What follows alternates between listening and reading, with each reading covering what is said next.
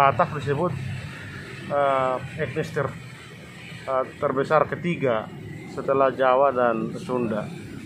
Bagaimana peta politik ke depan kalau kita melihat, kalau kita berangkat dari etnisitas calon-calon pemimpin ke depan? Pertama, kalau mau kita lihat dari kriteria jumlah, ya seperti yang kita katakan tadi itu jelas etnis Jawa itu terbanyak. Ya. Mungkin kalau nggak salah itu ada sekitar 60%-an itu mereka. Ya. Baru kedua penghuni Jawa Barat, Sunda, dan yang ketiga ini yang bikin kita agak terkejut ini, Batak, ya. Bisa di urutan ketiga. Memang Batak ini dalam arti luas ya. Kita tidak perlu pertentangkan di situ. Ada yang mengatakan tidak, ada yang mengatakan iya. Tapi yang jelas secara genealogis bisa kita pastikan sesuai buku sejarah yang tulis negara, yang bikin negara ataupun ahli sejarah ya. Sudah jelas Batak itu siapa saja. Jadi kalau kita lihat dari peta jumlah ini ya memang kalau saya melihat sih dari segi jumlah ya, kuantiti ya wajar-wajar saja kalau kita ini dipimpin dari etnis Jawa ya. Nah, kalaupun misalkan itu dipasangkan dari segi unsur lain ya saya bukan karena suku Batak ya. Kalau saya melihat ya kalau saya lihat mungkin dari segi quality rata-rata pendidikan ya, rata-rata IQ saya yakin itu dari segi persen saya yakin bukan karena saya Batak ya. Saya yakin itu saya belum hitung memang tapi karena kita lihat dari rata-rata pendidikan kita, rata-rata pendidikan nasional kita kan belum nyampe 9 tahun, artinya belum tamat SMP kan. Nah, sementara kalau saya lihat orang di Bonapaso kita aja di Tanah Batak, yang tinggal di kampung itu udah di atas rata-rata SMP tamatannya. Kalau di perantauan mungkin ya nggak ada lagi udah rata-rata di atas SMA, udah hampir rata-rata tamat kuliah. Ini salah satu ukuran mutu ya, kesiapan untuk menjadi pemimpin. Artinya latar belakang pendidikan juga sangat menentukan untuk jam terbang dan sebagainya. Jadi kalau dia dari segi persentase memang ya dari segi mutu sebaiknya memang ini harus dipasangkan ini ya antara quantity dan quality. Bukan saya mau mengatakan etnis terbanyak ini tidak punya kualitas, tapi untuk mengakomodir pertama mutu bisa mewakili dari urutan yang ketiga, jumlah oke, dari urutan pertama. Kalau ini dikombin saya rasa ada keseimbangan. Kebetulan latar belakang budaya agak sedikit, bukan sedikit ya, cukup lumayan itunya perbedaannya ya. Nah ini saya rasa ini kalau dipadukan sesuatu chemistry yang cukup bagus. Dan ini sudah pernah dicoba kan, zamannya waktu itu Apres Pak Adam Malik. Ya saat ini saya lihat ya, kalau kita kembali flashback gitu ke belakang itu saya lihat cukup harmonis, stabil, dan kelihatannya ya dinamis sekali gitu loh perpaduan ini gitu. Artinya dari sudut pandang yang Pak Kadiman sampaikan tadi, orang Batak ya kalaupun jadi wakil presiden cocok lah begitu ya. Ya, jadi saya melihatnya begitu karena pertimbangan jadi pemimpin ini kan tidak hanya sekedar terbanyak dari segi etnis, mungkin juga terbanyak dari sisi yang lain, ya kan? Jadi mengakomodir, walaupun memang ya kejadian di DKI, ya waktu itu Ahok pernah jadi gubernur dari minoritas, tapi itu kan tidak pemilihan langsung dia jadi gubernur kan? Yang bisa kita lihat lebih modern sebenarnya wali kota London kan? Ya? Muslim. Dia datang dari Muslim, terpilih. Karena pendekatan saya itu kan pendekatan boleh katakan ya lebih rasional lah, ya condong melihat mutunya, tidak hanya sekedar mutu otaknya, tapi juga kepemimpinan, ya sosialnya dan sebagainya. Jadi saya rasa Indonesia mengarah ke sana itu ya pelan-pelan lah, artinya generasi setelah 100 tahun Indonesia mudah-mudahan nanti milenial ini lebih mengkristal lah ke hal-hal yang mengedepankan mutu gitu. Jadi artinya tidak untuk jadi pemimpin itu jangan lagi terlalu pendekatan primordial gitu ya, lebih kepada mutu itu kalau saya sarankan itu. Kalau dari sudut partai politik, karena kita tahu partai politik lah yang disiapkan negara mempersiapkan atau menyamaikan calon-calon pemimpin nasional begitu. Ya. Melihat dari pandang partai ini, bagaimana kita memetakan karena lebih besar juga partai-partai nasionalis kita gitu.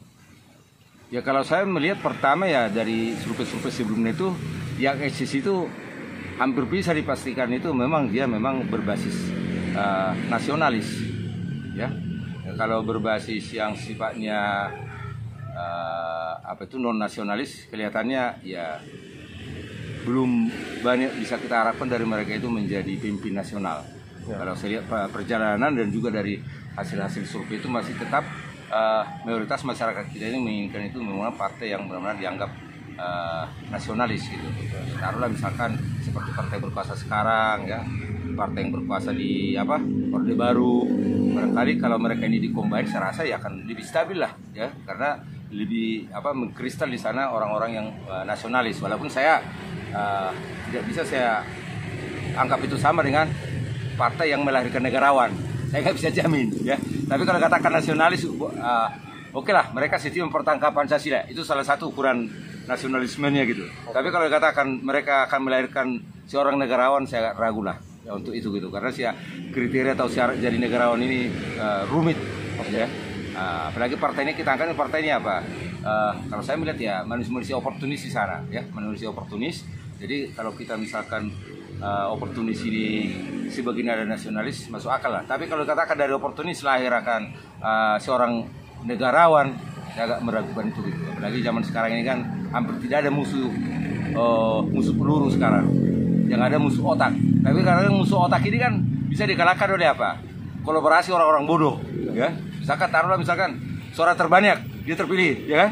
Padahal yang terpilih ini kalau di berbagai kriteria sebenarnya masih jauh lah. Tapi selalu kita katakan itulah yang terbaik dari yang terburuk katanya. Itu jadi saya melihatnya itu ya ke depan, dan saya juga mengharap ya memang ya benar-benar ya partai-partai nasionalis inilah yang tetap memimpin negara ini, dan mudah-mudahan partai-partai ini bisa melahirkan negarawan gitu. Jadi janganlah misalkan dia mencari pemimpin dari partai itu statusnya itu kutu loncat gitu loh ya, karena punya power, uang apa segala macam terus kutu loncat terus dicalonkan.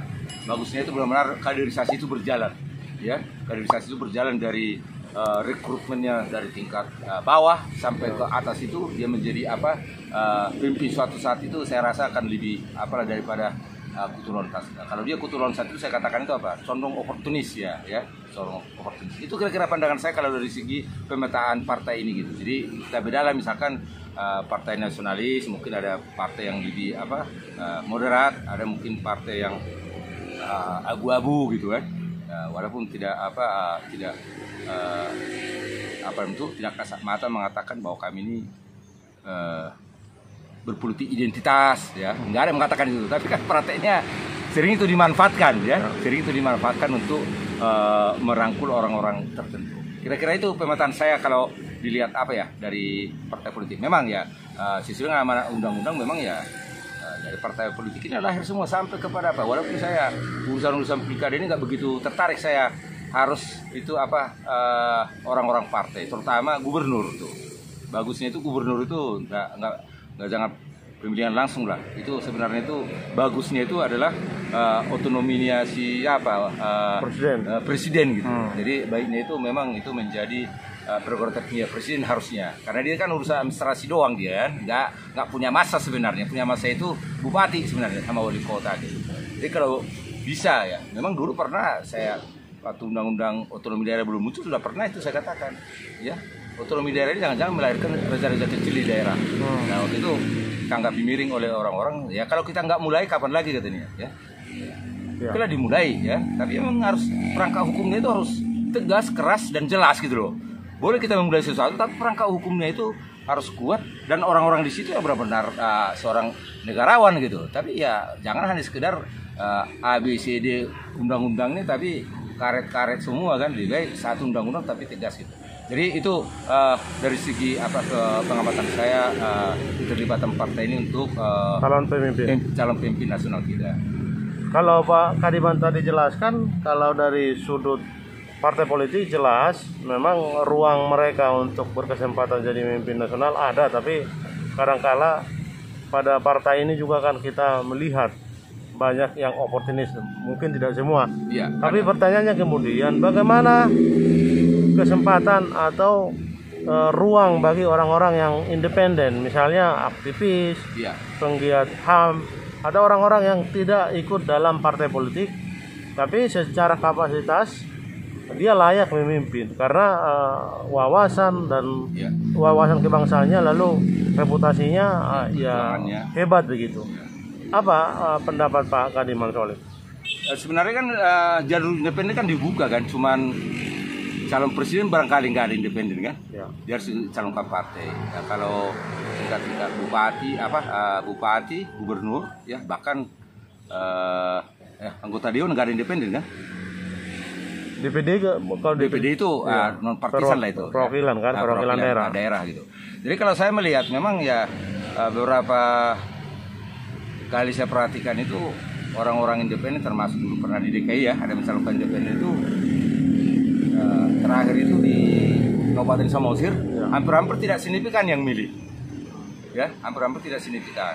Walaupun saya memang ya selalu mengatakan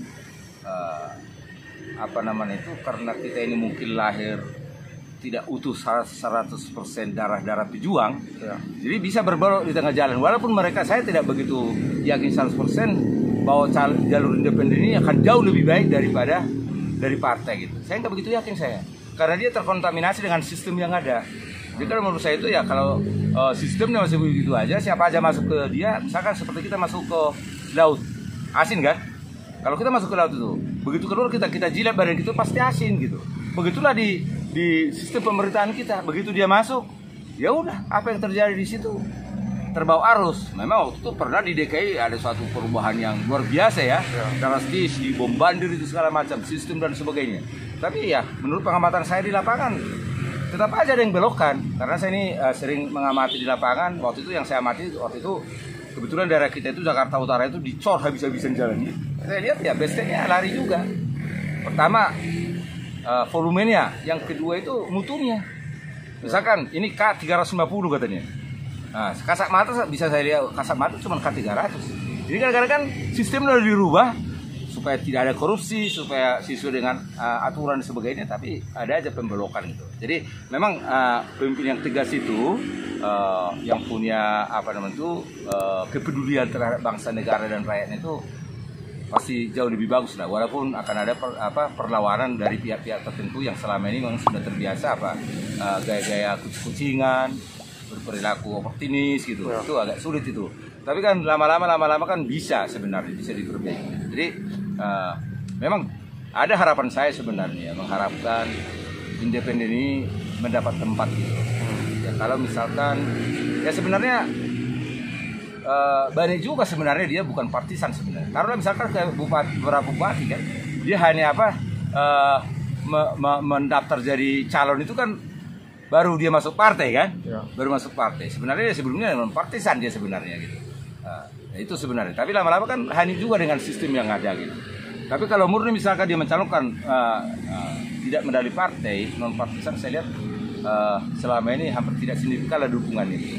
Tapi bagaimana Pak Kadiman melihat partai politik juga tidak bisa independen dalam arti dia sudah besar. Ya. Partai nasionalis misalnya pernah satu masa di negara ini salah satu partai besar menang pemilihan umum, tetapi juga tidak mampu memperjuangkan atau tidak otomatis jadi dari mereka calon pemimpin nasional gitu.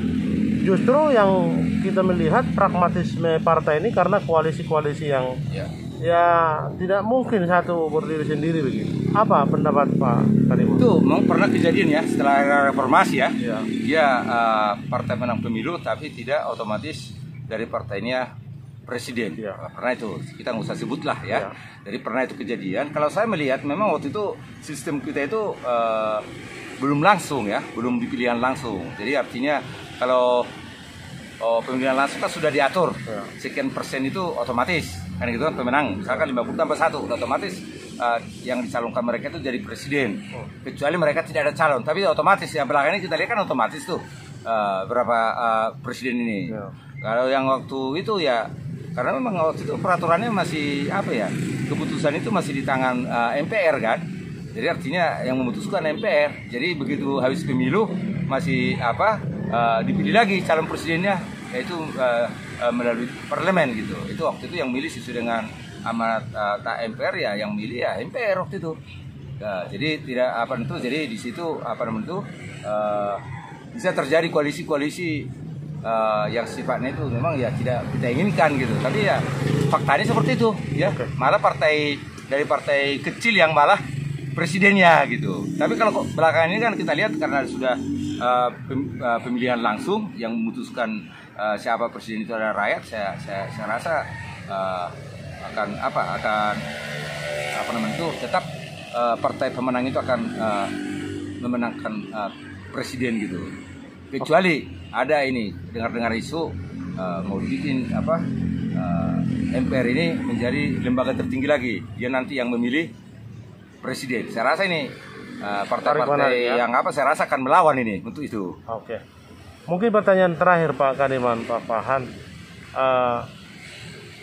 Kita punya sejarah mungkin di beberapa tahun lalu karena pemilihan langsung presiden ini. Ya. Kebetulan calonnya kan 2. Kita merasa keterbelahan itu. Karena identitas suku dan agama itu kan dipergesekkan begitu. Kita berharap ini tidak terulang lagi di masa akan datang. Calon-calon pemimpin nasional kita memang pesta demokrasi itu kita bangga ketika rakyat juga ikut menentukan. Tapi bagaimana pemetanya misalnya kita berharap banyak juga calon-calon pemimpin, kalau dia misalnya bukan 2 calon, dia tidak akan terbelah. Mungkin relatif lebih aman gitu. Apa pikiran dan harapan Pak Kadiman ke depan agar calon pemimpin ini memang benar-benar menunjukkan diri untuk mempromosikan diri untuk memimpin gitu? Ya memang kalau nggak salah 2 pemilu terakhir ini yang hadir 2 konsisten ya, dua calon gitu. Dan buntu-buntunya itu terjadi pragmatisme di masyarakat ya. Agama dan suku. Saya blok ini. Ada yang mengatasnamakan dirinya. Kita membawa jargon identitas. Ada membawakan kami nasionalis dan sebagainya. Tapi saya yakin bahwa orang Indonesia ini kan cepat pelupa ini kejadian-kejadian. Jadi artinya tidak sampai, apalagi ini urusan politik negara, urusan politik nasional, tidak sampai kepada turun-temurun gitu loh. Artinya bisa berubah. Kita taruhlah misalkan sebelum era-era reformasi ini kan belum banyak partai itu yang bermain itu. Kita lihat misalkan ya seperti NU sama Muhammadiyah. Ini kan ini? Tapi belakangan cair kan. Jawa Barat dengan Jawa Tengah lama-lama cair ini. Karena apa? Karena kepentingan politik si A si B. Memang ya kalau soal misalkan karena perbedaan itu ada friksi, ada gesekan, itu saya rasa wajar-wajar saja. Kalau misalkan itu suatu saat friksi atau gesekan makin berkurang, itulah salah satu ukuran bahwa rakyat kita itu makin dewasa, makin matang. Jadi jangan langsung dikatakan bahwa rakyat kita ini sudah pintar menentukan pilihannya. Belum tentu karena pintarannya, tapi kadang-kadang juga karena emosional kan. Ya kan, karena emosional, misalkan emosional karena identitas, karena suku kan gitu kan, atau mungkin karena kedaerahan, itu masih ada lah gitu. Tapi kalau kita lihat ke depan ini, kalau kita lihat artinya itu peserta yang hadir ke TPS itu kelihatannya agak berkurang. Jadi mungkin suatu saat makin sadar orang seperti negara-negara maju ya, seperti di Amerika ya, itu dibujuk gitu. Kalau nggak benar-benar mereka yakin calon presiden itu layak dipilih, mereka nggak mau milih itu salah satu kan. Kalau kita kan masih ada kompor meletup gitu. Udah ikutlah begini katanya. Atau itu saya itu masih di kita itu masih didominasi oleh pilihan-pilihan emosional gitu. Kalau saya melihatnya gitu, pilihan emosional. Jadi memang bagusnya pertarungan ini memang ya bagusnya itu ya jangan 2 lah. Supaya keterbelahan itu tidak gampang digesek gitu kan. Misalkan kalau seperti dulu tuh ada 5 kalau pertama dulu kalau nggak salah ya, reformasi ya, udah 5 bisa minimal 3 lah calon gitu. Tapi kan kalau kita lihat pemilu 2 kali belakang ini, ya sebelumnya juga pemilu sebelumnya tahun 2009 ya periode kedua SBY kan, Ya. itu boleh katakan ya takut semua orang mau capres karena mereka udah sangat-sangat yakin betul pasti SBY, kan begitu. Begitu juga kejadian dengan Jokowi, ya. Jokowi periode pertama ya masih heboh lah mau calon presiden. Begitu mau periode kedua Jokowi 2019 kemarin, ya banyak yang ini mundur teratur, ya. Jadi maunya saya itu ya walaupun misalkan ya harapan saya paling tidak 5 partai besar ini berani mencalonkan calonnya dari partainya gitu sampai pertarungan terakhir, ya. Saya maunya saya begitu, 5 terbesar ini harus berani mencalonkan sebenarnya supaya supaya kelihatan pertarungan itu benar-benar demokrasi, jangan langsung ujuk-ujuk koalisi gitu. Jadi supaya demokrasi makin sehat. Toh juga kita sudah pilih menjadi negara multipartai kan. Jadi kalau misalnya pilihan multipartai itu ya tidak berani lah, mau kalah apa segala macam kita jagokan calon ini. Ini baru berapa nih, 3 tahun lagi atau berapa nih, 2024. Sekarang udah mulai ini ya mau galang koalisi, bukan mengelus jagonya gitu, bukan dari karang ini jago saya harus elus ya, semua masih ini wait and see gitu loh. Bagaimana mengajak koalisi. Jadi saya kalau langsung mengajak koalisi itu hanya sekedar menunggu jatah kue aja kan, jatah kue ya udah kita ya begitu aja gitu. Itu saya melihatnya. Jadi artinya ya ini urusan politik praktis ya. Saya sebenarnya sering mengamati ini kejadian-kejadian belakang ini, walaupun ya sebelumnya memang saya juga pernah lintas partai gitu ya, pernah caleg gitu. Jadi saya melihat kontribusi partai politik ini di luar politik praktis itu ya hampir saya meragukan lah partisipasinya. Misalkan untuk politik pembangunan gitu kan, malah ada partai-partai tertentu terjerat dengan korupsi, walaupun misalkan partai ini partai kenyang, partai besar, udah cukup berkuasa, masih ada yang kena jerat korupsi.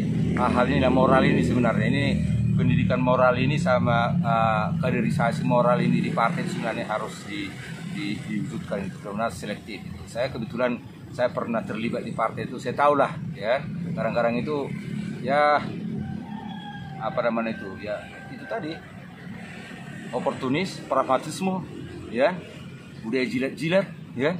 Kebetulan waktu itu saya ya kalau memang saya dipilih rakyat ya silakan, tidak dipilih nggak apa-apa, tapi ada yang ambisius kan menghalalkan segala cara. Ini tentu akan merusak ke depan gitu loh moral kita. Mudah-mudahan nanti kaum milenial ini tidak terlalu tidak terlalu fokus urusan itulah. Dia fokus kepada pengembangan mutu mereka. Karena dengan mutu-mutu manusia inilah nanti yang mengangkat harkat martabat bangsa ini ya. Mungkin partai itu udahlah urusan mau cari pemimpin atau apa. Nanti kaum milenial sekarang ini dia harus memperbaiki diri, berbenah diri, bagaimana dia supaya ke depan itu mampu bersaing secara global. Setelah era 2030 ini kan udah perdagangan bebas ini kan ada lagi sekat-sekat kan. Jadi kaum milenial kita harus siap untuk menghadapi. Jadi itu harapan saya ke depan itu. Jadi oke lah partai politik mencari pemimpinnya, kaum milenial ini mencari masa depan. Kalau mereka hebat, unggul dan sebagainya, saya rasa bangsa juga akan diperhitungkan di mana-mana. Kira-kira itu pandangan saya. Terima kasih Pak Kadiman di Suara Tapian Channel. Beliau adalah salah satu ketua di LABB dan aktivis DPP LSM Gracia.